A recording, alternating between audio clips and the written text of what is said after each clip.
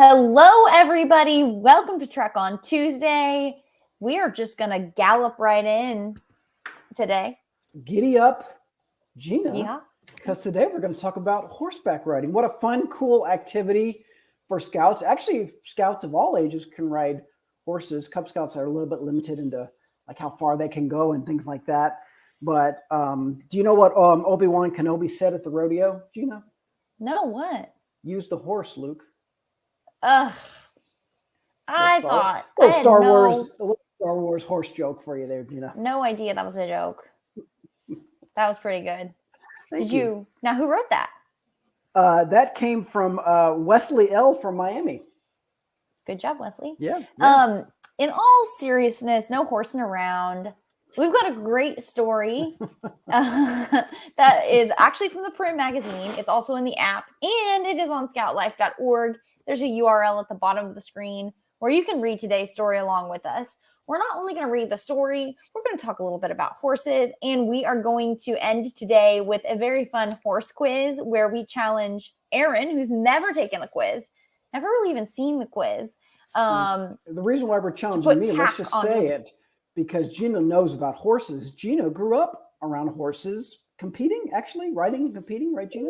Yeah. And Aaron, behind the scenes, Brian created the quiz, but I looked at it too, so it's only fair that you are the one taking today's quiz. I have not seen the quiz. I don't know anything about it. Now, where do horses go when they're sick, Rob asks? I'm not even going to say it. Hospital. What did the horse say after it tripped? What? Help, I've fallen and I can't giddy up. Oh, see, that's not a joke with horses. They really can't hurt their legs. Oh, okay. Sorry. Not good. Yeah.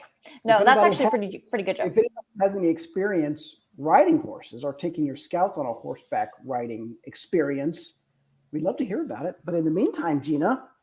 Yeah, let's read and let's ride. Story. Yeah, let's do it.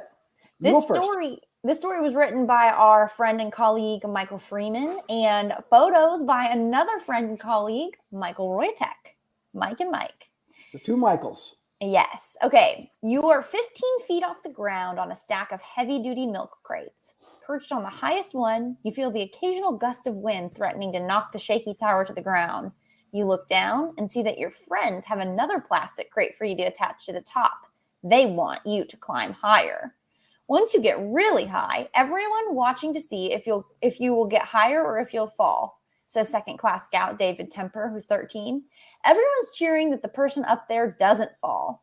But if you fall, it's okay. You're wearing a helmet and you're hooked up to a taut climbing rope with a qualified adult on belay to catch you. A couple of the guys in Troop 533 of St. Charles, Missouri, stacked more than 20 crates before losing their balance. One stacked 25, just shy of the troop record of 27. The crate challenge added to a fun weekend during which scouts also conquered the climbing tower and rode horses around the camp. Enter horses. Now, this crate climbing thing is wild looking to me. I was just going to say, Aaron, I thought you said the story's about horseback riding. Well, it is, but this scout troop they did more. Very smartly did a lot of other stuff. Among them, crate climbing or crate stacking, right? That seems like a recent thing to me. I think that was only a thing in I remember when my son went to summer camp, he did crate stacking, and it's kind of like, as you know, he's a rock climber, Gina, and it's kind of similar. You can see they're doing it right in front of the rock wall here, and I think they do that because the harness and everything is already in place. When you're climbing up on crates, you're harnessed and roped in, so if you fall, you just hang there. So that's probably why they're doing it right next to the rock climbing wall. Mm-hmm. I'm scared of heights myself. That would make me nervous, but kids these days, they just climb on up like it's no big deal. There are kids on the ground like throwing you a crate? That's exactly right. That's actually a really good photo we had there from our friend Michael Roytek of this young man just about to catch the crate as it's being tossed up. And you can imagine the higher you get, the harder it is to toss a crate up to him. I don't know if this is the young man who's 20 crates, 25 up in the air, but that's a pretty tall, pretty ways up there. And you got to lean over and catch a crate that's being tossed up to you. Not for the faint of heart, Gina, but fun. Would you do it? As you're trying to stack it on there, I'm just amazed. You catch it, and then you got to climb on top of it, and then someone throws you the next one. You try to, But you kind of have to like put that back up off of it to stack the crate. exactly right. Ugh, Yes, wow. yes, exactly right. Not for me, but for some people, they love it. I'd like to try. Anyway, as long as you would try, Gina, that's what it's all about. To help new members develop outdoor skills before summer camp, Troop 533 hosts a few campouts. The first year, Scouts work on setting up camp, patrol cooking, and earning the Totem Chip, which is the certification for carrying and using wood tools. One of the campouts is the annual horseback riding and climbing campout in May at Beaumont Scout Reservation near St. Louis, Missouri. You've got ties to St. Louis, Gina. It's a great opportunity for newer Scouts to get acclimated to troop camping, and it's a good bonding time, says Life Scout Jacob Fujina. While part of the weekend is devoted to learning these skills, the troop also scales the council camp's 40-foot tall climbing tower and goes on trail rides. Yes, trail rides where horses come in. Yeah, I'm glad you said. I have been to St. Louis. I didn't want to introduce too much of myself, but I've also been to St. Charles where this troop is from, and it's a really, really cool area. So it was exciting to see that name pop up. Yep, very cool. So let's talk about riding. After arriving in the rain, the guys set up their tents and gathered for Cracker Barrel, which is a time to savor some snacks and chat around a campfire. Some in the troop had been to Beaumont before as Cub Scouts, but this time they'd be trying new activities. When you're trying something new, remember to be prepared. That means wearing the right clothing and shoes. For horseback riding, you want to wear long pants like jeans to protect your legs as they rub up against the saddle. If you were doing climbing, you'd bring tennis shoes, not cowboy boots. That's a bad idea, says First Class Andrew Mack, 11. The troop split up the next morning, some heading to the climbing tower and others to the corral. The camp wranglers brief the Scouts before they ride, which would follow alongside the camp's paved roads instead of on the muddy trails. The horses didn't seem to mind, though they did have their preferences, as the guys soon discovered. Felon Pelster's assigned horse, Cody, wanted to be near his horse sister throughout the ride. I kept nudging Cody to get back in line, the 14-year-old first-class scout says. He eventually got behind his sister. The group practiced their riding skills during the hour-and-a-half excursion while also getting to unwind and take in the scenery. It was really relaxing and fun, says Nick Schneidenbach, 10, a scout. These scouts are, Scouts BSA members are young, on the young side, which is pretty cool and makes it even more impressive that they were tackling this outing. Yep. And I'm sure Gino, horses are funny. They can have their own personalities. So I do enjoy that tidbit about the horse wanting to be next to his sister and the scout trying to keep them in line. I think that's pretty funny.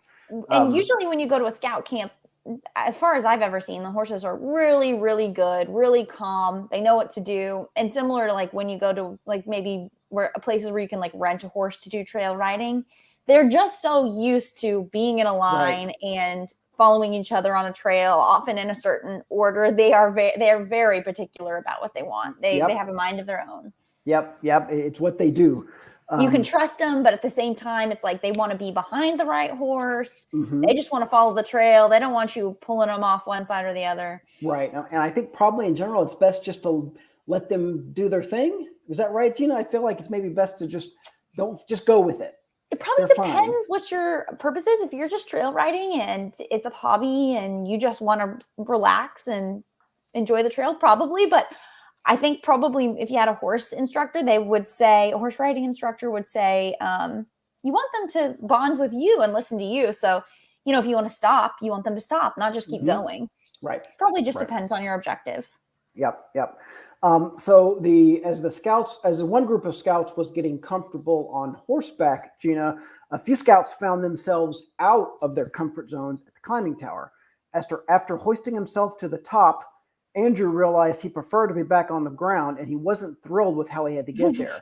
The only way I could get back down was rappelling, and I have a fear of heights, he says. I have been there and done that. I have climbed up an artificial rock wall, and you're not really, if you're focusing on the wall as you should be, maybe you don't really realize how high up you are. And then you look down and you realize, holy cow, how did I get up here? And you have to trust the rope and the belayer or the pulley system or whatever it is to go back down.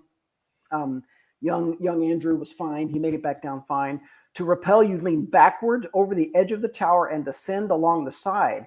though you control the speed you slide down the rope, it can be intimidating, especially if you've never done it before. I agree. It can be intimidating for me, even though I have done it before. But a Scout is brave, and Andrew mustered the courage to rappel down. The camp out helped build the guys' confidence and improve their communication skills. When you're climbing, you need to be able to talk to the person who is on belay. Belaying keeps the rope tight, preventing a climber from falling. You need to let each other know when you're ready and can safely continue. Okay, well, like most of our treks that we cover in Scout Life, this story has a sweet ending. At the end of the day, the troop played baseball and enjoyed a spaghetti dinner, finishing with a deep-fried Oreos for dessert. The cookies were dipped in pancake batter and dropped in a pot of hot oil. It was a delicious way to end a great weekend. This was my first time at Beaumont since I was a Cub Scout, Phelan says. When I went there the first time, I didn't get to do a lot of the things the older Scouts to do. It was really fun. How cool to get to go back and, you know, maybe participate in that aspirational activities that you saw older guys doing. Yeah, and now, yeah, that's one of the advantages of having younger Scouts or Cub Scouts kind of around the older Scouts sometimes, is because they do get a glimpse of what they could be doing down the line, assuming, of course, they stay in the program, and it encourages you to stay involved, stay active, right? Because someday you can do all that. Right. I also want to point out that we Brian, behind the scenes, Brian pointed out, posted a link to the story. Within the story, there's a link to the recipe for deep fried Oreos, which I don't think I've ever had deep fried Oreos, but I'm interested. I would love to try those out. And the recipe is at the bottom. If you go to this link and go down to the bottom there, you'll see a link to deep fried Oreos. Thank you for calling that out. Yeah, thank you for calling that out. Also, this just in general sounds like an outing I'd want to be part of. I like every single thing that was described. I like the food that was served. I'm not always sure about the food. I like the food here. And Aaron, if you don't mind, could I read the cool horse facts and then you can read the note before you go, just because I have a video I want to bring into this. I'd love to get some cool horse facts from you. Let's go. Okay, so there are more than 200 breeds of horses, and Rob, brings up a good point. What kind of bread does a horse eat? Thoroughbred. Okay, that's relevant because that's one of the breeds of horses. Okay. Rob. Yeah, Rob's good at getting good jokes today. Okay, a horse's height at the shoulder is measured in hands. One hand equals about 4 inches. Miniature horses can measure less than 8.5 hands, while draft horses stand as tall as 16 hands. Yeah, so if you think of things like Clydesdales, they're really tall. The only reason I know this, Gina, is because my wife has a background in horse riding. And one of our first dates together, we played Trivial Pursuit with some friends. And one of the questions was, we were on the team together. And one of the questions was, how do you measure horses? And she knew, I had never heard it. She knew hands. She knew the answer. And Thank goodness. Exactly. Thank goodness. And then I wonder, she was like, and after second date, I'll measure how tall you are in hands. Exactly. Okay, here's something wild. A horse can gallop at 30 miles per hour, but have been clocked at even 40 miles per hour. Now that's fast. Okay, so speaking of gaits, I'm going to say something that I'm not sure is a fact, but I'm pretty sure is a fact. Okay, we have a video to show you the 3 gaits a horse goes through. And you think about how we walk and how we jog and how we run. We go right foot, left foot, right foot, left foot, right foot, left foot. Okay. And you think of how your dog walks and jogs and runs. Mm-hmm. And he or she runs, front, right, back, left, front, left, back. And then if he speeds up, it's the same thing. But there are 2 kinds of animals that when they get to their maximum speed have a different gait. And we're going to see what that looks like. But can you guess? Horse is one, obviously. That's what we're talking about it. But can you guess what the other is? So this is interesting. You're telling me that not all 4-legged animals do this. No, I believe there's only 2. Or at least. And it's not, the other one's not dogs? The other is not dogs. I don't know. I have no idea. It's cats. And I actually think that might include big cats because I'm thinking of how cheetahs run. But let's watch this horse video again so you can see. This is going to be a little confusing if you've taken horseback riding before and you've taken specifically Western or English style because they have different terms for the gaits. But there's a walk, Western and English called walk. And we saw that when this video starts over, you'll see we're back at a walk. And then, that's a trot. Hold on. There's walk. A walk. Mm-hmm. Okay. Next is a trot or a jog. Okay. And Trot, the English. foot motion is the same for walking and trotting, just a little bit faster. Okay. Yep. Walk. Okay, a little It faster. doesn't- Here's the trot / jog. Yep. And then this is what we call a lope or a canter, depending on what kind of lessons you take or style you ride. Right. And then he goes into a full gallop, which is still the same gait as a lope or a canter, but he's just going, or she's going fast. Now I'm going to quiz you, Aaron. Can you tell me what the gaits are called? Tell me what the horse is doing. Right now, walking. Trotting. Some people call it loping. Is that right? No, not lope. Galloping. Now the horse is galloping. Some people call it jogging. Then it was jogging, loping. Yeah, jogging. Then it was loping. You're right. Yep. Right. So pretty cool. Very cool. Let's watch one more time because I want to point something out. It's this fast gait. So notice when he gets to the third gait, he starts moving his legs in a different way. He leads with his right leg or he leads with his left front leg. Does that make sense? Yep. See? Yep. Yep. And very interesting. If you've taken horseback riding lessons, you've ever loped or cantered on a horse, you've heard of like a left lead or right lead lope. So you can actually, a horse is trained usually to be able to lead with either leg, depending on which direction they're going. And you want them to be on the right leg, depending on which direction you're going. That's interesting. And Gina, you keep using the word gait. I believe this is GAIT, which describes the motion of a horse. When we first started talking about this show earlier today, and you said gait. No idea what you're talking about.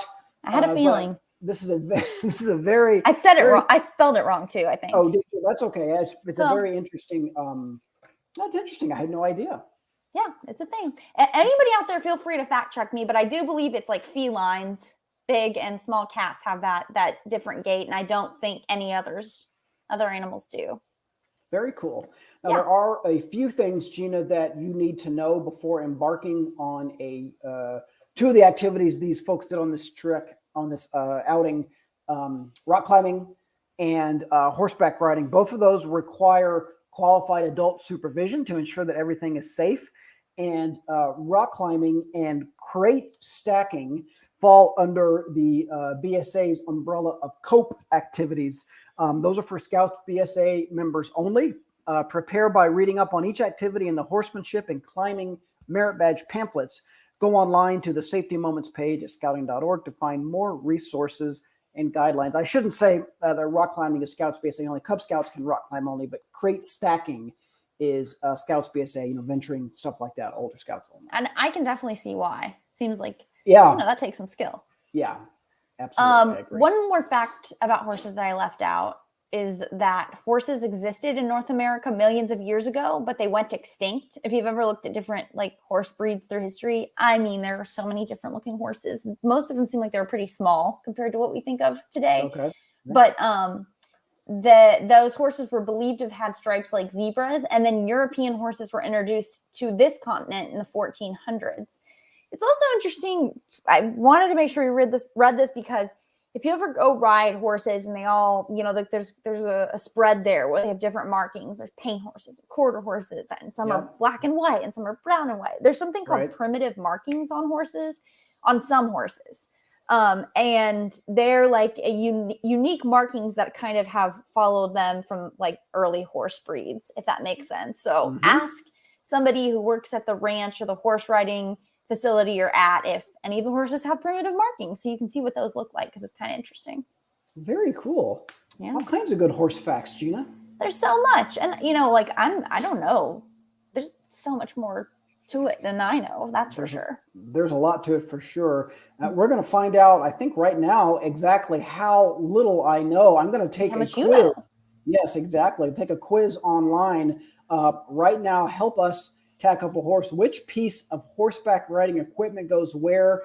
I'm going to tell you guys right now, I don't think I know any of these. Okay, before you start, this is a quiz anybody at home can take. This is on scoutlife.org. It's linked to, we've got even a direct link. So scoutlife.org/horse quiz. You can take it along with us. It's a little different than some of our past quizzes. I think you'll like it. Aaron has not looked at the quiz. Aaron is running the quiz. That's important to know because behind the scenes, Brian wrote the quiz. I've looked at it. Aaron is literally running the quiz. We are going to see his true, pure knowledge right now. I Two think he's things going that to are do well. scary. Aaron did do a horse track. He's not mentioning I that. did do a horse track. That was a long time ago, Gina. Yeah, two things that are scary about this. Number one is me taking the quiz. Number two is me running the quiz on my screen right now during the show. I'm going to click the start button. Let's see what happens. Okay, so where does this item go? So that to me, I mean, that's the saddle, right, Gina? Yes. So I think I need to just drag this. Let's see if this works. I need to drag it. Oh, do I click on the horse? There we go. I'll click on the horse right there. Perfect. I got it right. Yeah. Aaron, didn't you when you were on your track, you rode your horse and every day you had to take off its saddle I did. and put on its saddle. That's a lot of work. I've never done anything like that.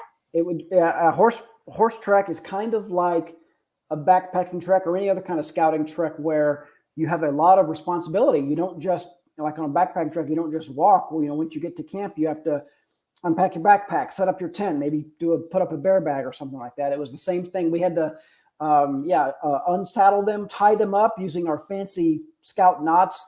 I think if I remember, we brought them bags of like food and stuff like that. Yeah.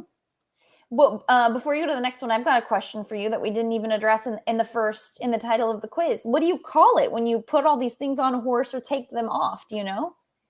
Tacking. Perfect. Is that right? Yeah. Yes. Good job. I am 1 for 1 so far. 2 for 2, I'd say. So click on the correct spot on the horse where you would place this piece of equipment. That looks like the thing that you hold on to. I think that's the official term. It's the thing that you hold on to. You got it. I got that one right. It's the reins. Reins was the word I couldn't think of. I don't think I would have gotten bridle. This is tricky too because there's a lot of different terms for what we call this. I think most of the people, believe it or not, I believe what most of the people I'm around call this is a head stall. Okay, I've never heard that before. I have heard the word bridle before, although I'm not sure I could have told you what it meant. Reins was actually the word that I was looking for in my mind. The rider uses the bridle and reins to tell the horse where to go, stop, or turn. I do remember that, right? Yeah. It goes on the horse's head. Another thing that can be different in Western or English, I'm curious what kind of reins you use, but sometimes they're one solid piece and sometimes they're two pieces you loop over each other, or sometimes you tie them together to make it a little easier on yourself. What kind did you use? It was like a loop, I think. It was one rope that I had my hand on, and I think I could put it together if I wanted to, if I remember. Does that sound right? Maybe I had the option of holding it together, but it was a little more relaxing, I think, just to hold it in two hands, like a steering wheel almost. Yeah, I agree. Yeah, steering wheel. Agreed. Yep. Where are the stirrups on this saddle? Okay, well, I think the stirrups are right here. Let's find out. Yes. You're so good. Stirrups are used to support a rider's feet. They also help a rider get on the horse.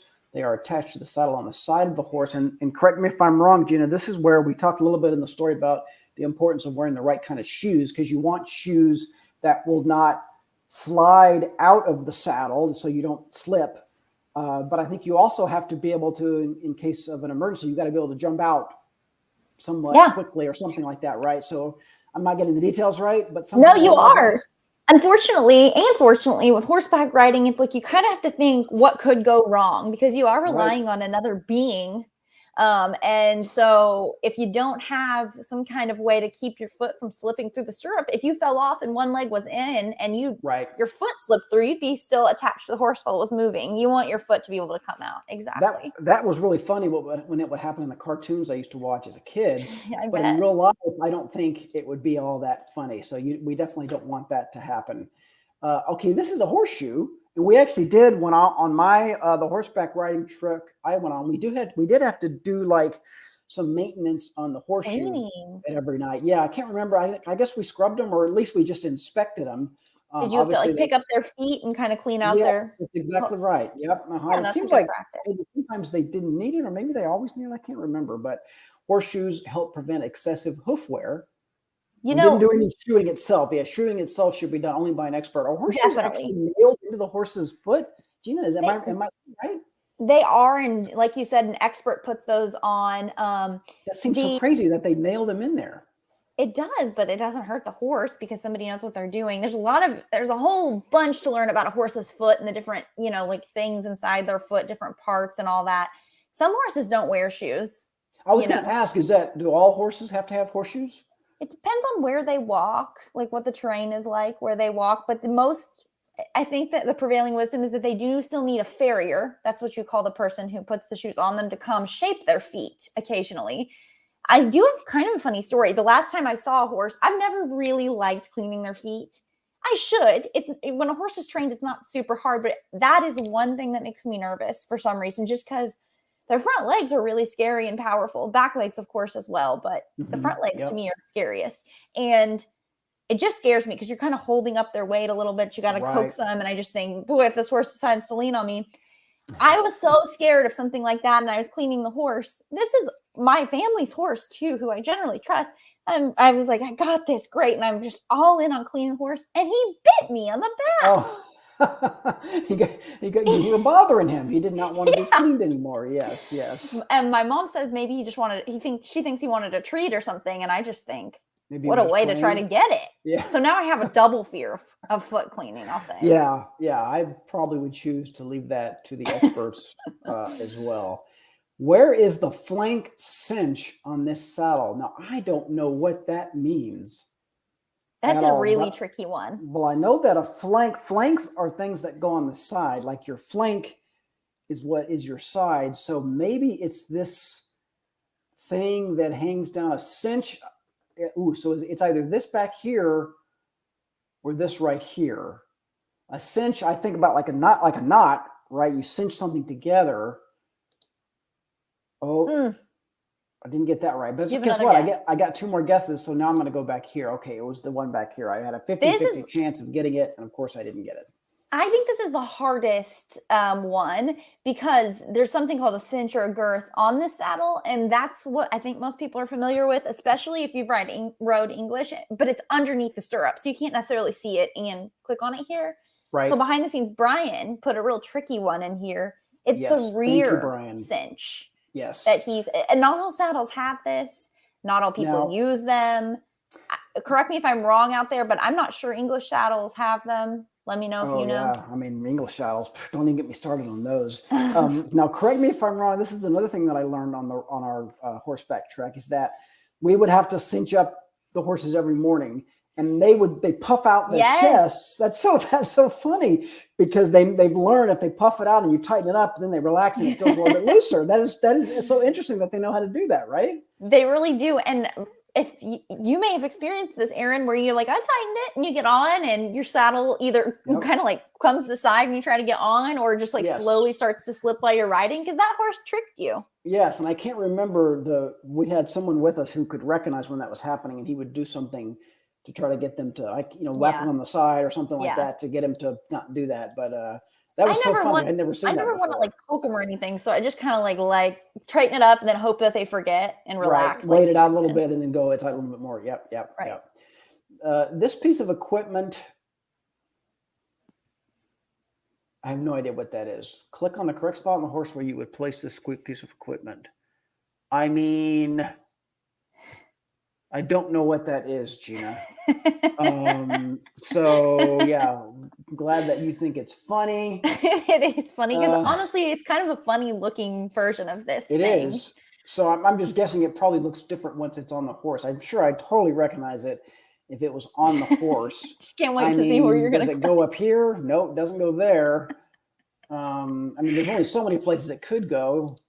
It doesn't go there. I've got one more guess. I mean, there's no way it would go up here, I don't think.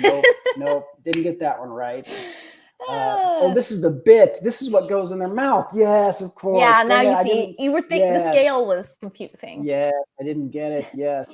The bit is connected to the bridle on each side of the horse's mouth. The connecting bar rests inside the horse's mouth. And now, why do we need one of these, Gina? What's the purpose of the bit? It guides them. It's a way to like take more of a minute process to guide them. But for a lot of horses, they can take direction with just feeling reins on their neck or your legs. But this is definitely what you need to stop them. You feel it in the mouth and it makes them stop. Yeah. And if you've ever felt a horse's mouth, it's kind of sad, but also cool. They kind of build up a muscle where the bit hits them because they're used to kind of pushing against it a little bit with their mouth. Mm-hmm. So I had a horse instructor who would always tell me to go rub their mouths afterwards to make them feel better. Kind of soothe them. Yeah, this bit, I don't think I registered before, but it's a different bit than probably anybody just on a scout outing has used with the horse. It looks like it might be like a fancy bit, where you kind of like loop the reins through it. So sometimes have you seen horses where they have like a curved neck and like kind of a prancy gait? I think that might be what this bit is. Gotcha. Yeah, I don't remember having to deal with the bit when I was on you our probably trek. did. Either when you have like the head stall or the bridle and you put it on, you sometimes put the bit in your hand, like so they can take it kind of like a treat, and then you pull it the rest of the way up. Or some horses, if you stick your thumb in their mouth and kind of wedge their mouth open and have it's less scary than it sounds. It doesn't. Yeah, it sounds fine. It sounds fine. Where is the horn on this saddle? Obviously, the horn is right there. That part I knew. The purpose of the horn is for tying and carrying it lasso cattle. Of course, I wasn't sure if it was something you were supposed to grab a hold of. You can. It's really for your rope to get wrapped around. Is that right? Right. Like if you had to tie off something, so you're going to have to jump off and grab the cow, but you could hold on to it. Aaron, do you know which kind of saddles don't have a horn? So Western saddles have a horn. So obviously it's the European saddles that don't. Yeah, English. Is that right? English. Mm-hmm. Okay. Yes. Right. And that's because they don't use horses to lasso cattle over there? I don't know. I don't know how true the roots of the riding are to where people are from. Like it was just how the sport developed in different countries. Gotcha. Yes, that makes sense. Okay. I gotcha. Where does this item go? Click on. So that is like, again, the scale is getting me here. That's like the mat that goes underneath the saddle. I always assume that's just to make it more comfortable. Yeah. Yeah. The saddle pad adds comfort when the horse is wearing a saddle. Yep. I remember those being like, they were sort of like welcome mats, like those that you would see in front of your house, except for they're a little bit softer. They're not, they're more comfortable. Like you could lay down on one, take a little nap. Yeah. It would smell like horse sweat, but yeah. Which there's another thing. Horses sweat. That's unique to horses. Mm-hmm. Mm-hmm. Where is the fender on this saddle? I know where a car fender is. I did not know the answer to this one. This is a tricky Brian. Would be question. Right. So, see, I'm just going to guess it's right here, but that's wrong. I don't think it's this thing back here, is it? Nope, it's not. So the other option maybe is. Nope. Yeah, I didn't get it either. Yeah. The fender connects the stirrups to the side of the saddle. It's a barrier between your leg and so it's down here on the side. Makes sense when you read it. But. Yeah, right. Did not know that one. So where does this item go? So this is the harness that goes right on their little faces right there, right? The harness? Yeah. What would you call it? Lead rope. Yeah, okay. Lead rope is attached to the halter and is used to guide the horse when you're not riding it. Oh, I see. So when when you're walking. Yeah. That's a lead rope and a halter together. Yes. Gotcha. Yes, that makes sense. And do you know what's different about that from like why you put that on then? I don't. So they can take that bit out of their mouth and have the halter in, so their mouth's free. Some people let them eat grass while they have those on. Some people don't, but there's nothing in their mouth at that point. Gotcha. You did great. Cool. 80% is not terrible. You did great. For someone who knows nothing like me. I'm trying to think, what did you miss besides fender? I missed fender and I missed the bit. I didn't recognize what the bit was. Yes, that was a tricky image there. Yes, we love that one a lot. Yes. We did. Okay, well, this was a really fun day for me. I guess next time we need to do something where you can make me take a quiz and laugh at you. Yes. Laugh at me. Maybe a sports quiz or something like that you can take. Now that you guys have seen the quiz, go take it and ace it. You can go take it yourself and just knock it out. Wouldn't that be a really fun quiz to have up at a Cub Scout meeting of some kind and have the kids help guess? I mean, please, we have this content. Our content's your content. It would be great. Yeah, especially if you're doing some sort of program, even if you're not actually going to go riding, but even just like Gina was full of interesting horse trivia and stories and things like that. You could talk about stuff like that and then do a little horse quiz. That'd be great. Yeah, that would be fun. And maybe a horse coloring page, something like that. Mm-hmm. That'd be fun. Maybe we should offer up our services at a Cub Scout meeting, Aaron. Absolutely. Betty, Trek on Tuesday, always available on our Facebook pages for you to play in front of your friends at any time. So just take one of our videos. We hereby grant you permission to do that. Absolutely. And let us know if you do. We would love to tell people about that. For sure, for sure. Great job, Gina. Good idea for the show today. I'm impressed, as always, by your horse expertise. Well, shout out to And behind the skill. scenes, Brian. He made this happen. He made the Yep. quiz, and he Yep. reminded us of this article. Aaron, this is a packed week for live videos. We will be back tomorrow, right? Yes, we do. We have a special edition of Troop Talk Live tomorrow. Same time, easy to remember what time it is now. Everything's basically at 2 p.m. Central Time. So join us tomorrow. September is Suicide Prevention Awareness Month, and it's the last week of September this week, right? So we wanted to get one show in to talk specifically about some of the resources that are available to unit leaders for older youth, Scouts BSA, venturing, explorers, Sea Scouts, all that good stuff like that, and a way that you can address this very important topic with your youth. That will be tomorrow at 2 p.m. Central. Tune in, everybody. We appreciate it. Thanks for watching today. Enjoy the rest of your day. See you, Gina. Bye, everybody. Bye.